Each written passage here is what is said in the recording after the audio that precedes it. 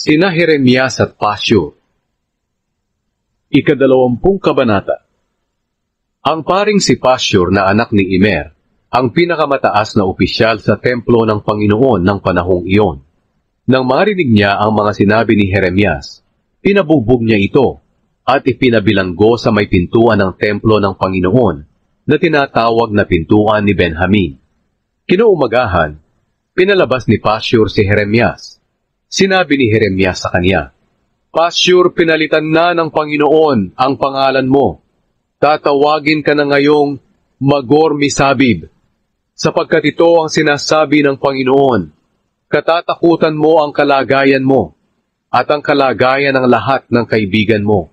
Makikita mo silang papatayin ng mga kaaway nila sa digmaan. Ibibigay ko ang buong Huda sa hari ng Babylonia.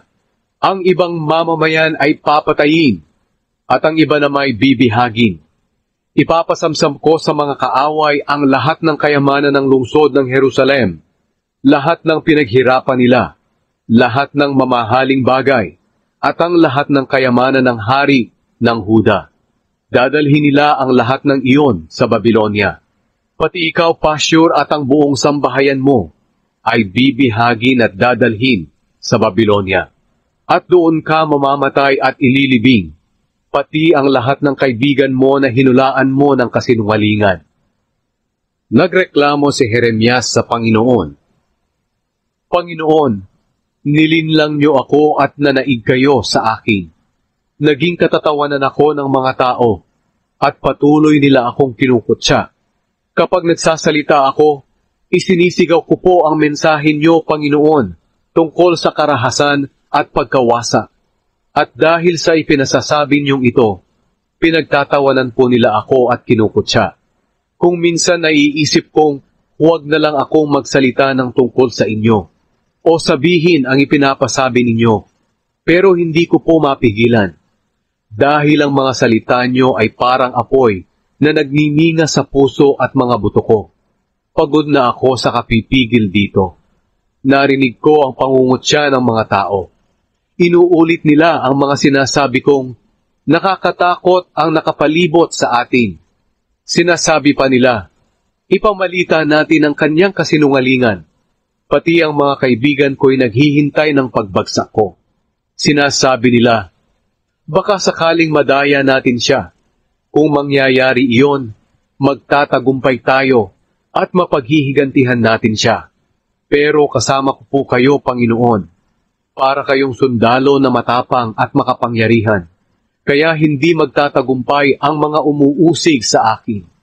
Mapapahamak sila at mapapahiya, at kahit kailan, hindi makakalimutan ang kahihiyan nila. O Panginoong makapangyarihan, nalalaman niyo po kung sino ang matuwid dahil alam niyo ang nasa puso at isip ng tao. Ipakita niyo po sa akin ang paghihiganti niyo sa kanila. Dahil ipinaubaya ko na po sa inyo ang usaping ito. Panginoon, magpupuri at aawit po ako sa inyo ngayon, dahil iniligtas niyo ang mga nangangailangan mula sa kamay ng masasamang tao. Pero isinusumpa ko ang araw na ako'y isinilang. Hindi ko ikinagagalak ang araw na ipinanganak ako ng aking ina. Isinusumpa ko ang nagbalita sa aking ama na lalaki ang anak mo, na siyang ikinagalak ng aking ama. Naway ang taong iyon ay maging katulad ng mga bayan na winasak ng Panginoon at hindi kinahabagan.